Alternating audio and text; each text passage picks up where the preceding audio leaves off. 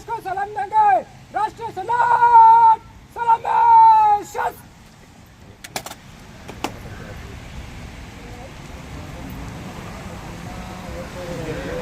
भारत अधिनायक जय हे भारत भाग्य विधाता।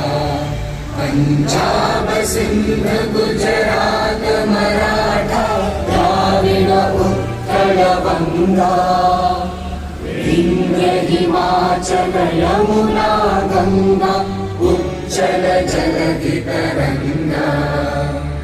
तव शुभ नामे जागे तव शुभ आशीष मांगे।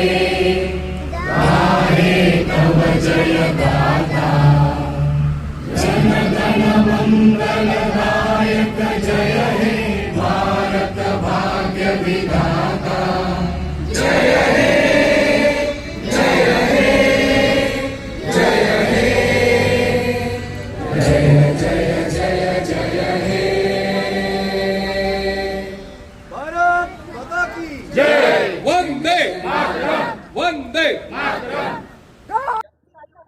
देश स्वातंत्र्य होत म्हणजे देश स्वातंत्र्य होण्यासाठी ज्या ज्या क्रांतिकारकांनी जवानांनी बलिदान दिलं त्यांच्या श्रमावरती त्यांच्या रक्तावरती हा देश उभा आहे।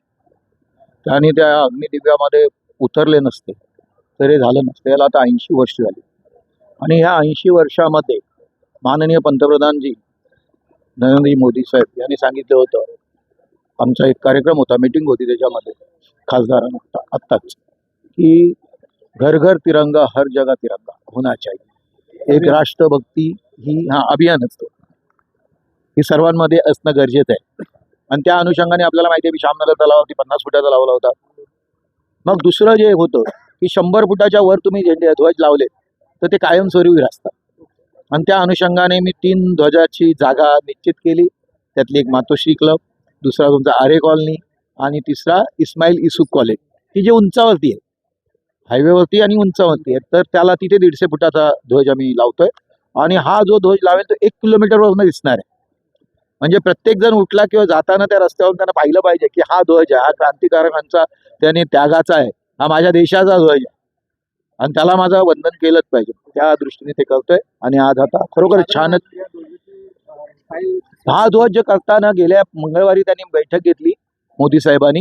दर मंगळवारी मंगल मिलन म्हणून आमच्या सत्ताधारी लोकांच्या बैठक असतात, म्हणजे खासदारांच्या पर्टिक्युलरली, आणि त्यात आम्हाला सभागृहात काय होणार आहे, संसदमध्ये काय होणार आहे, काय कसं आहे, आपली नीती कशी असेल, काय आपण बिल आणतोय। आणि त्यावेळेला त्यांनी सांगितलं 15 ऑगस्ट येतोय, त्यावेळेला घरोघरी तिरंगा फडकला पाहिजे, हर घर तिरंगा हर जगा तिरंगा। आणि त्या भावनेतने मला क्लिक झालं की आपण असं जर कायमस्वरूपी बसवलं जसं दिल्लीला आहे, सांसद भवन असो, बाकी यांची देखील प्रतिक्रिया घेतली। ते म्हटलं दिल्ली नंतर मी आज जर बघतोय तर मुंबईत हो, मी असंच मी युनिव्हर्सिटीमध्ये देखील केला होता। मी आणि तावडे साहेब असताना युनिव्हर्सिटी केला, मी पालकमंत्री असताना मी रत्नागिरी जिल्ह्याच्या कलेक्टर ऑफिसमध्ये देखील केला होता आणि त्यामुळे मला तो अनुभव होता। आणि त्या अनुषंगाने 5 दिवसामध्ये, मग त्यांनी सांगितलं मंगळवारी शुक्रवारी मी मुंबईमध्ये आलो रात्री आणि शनिवारी आम्ही मीटिंगमध्ये सांगितल्यानंतर सोमवारी ह्या कामाची सुरुवात केली आणि आज शनिवार आहे, म्हणजे सोमवार तिथे 5 दिवसामध्ये हे एवढं भव्य, त्यानंतर हा पोल मिळणं, रेडी पोल मिळणं आणि त्याचे संपूर्ण ज्या नियमावली असते त्या नियमावलीत बसून मिळणं, ते आमचं हे आहे की दोन्ही मला पोल मिळाले। कधीपर्यंत ह्या 2 महिन्यामध्ये सर्व होऊन जाईल। आरेमधला आणि सर्व मला त्यांच्या मला चंद्रकांत दादांशी मी बोललो, त्यांनी मला परवानगी दिलेली, मी लगेच करून देतो। आणि इथलं देखील आरेचे देखील मंत्री महोदय सावे त्यांच्याशी देखील बोललो। पुन्हा एकदा तुमच्या वतीने खूप खूप हा राष्ट्रीय सण आहे, 2 राष्ट्रीय सण आहेत, 15 ऑगस्ट आणि 26 जानेवारी।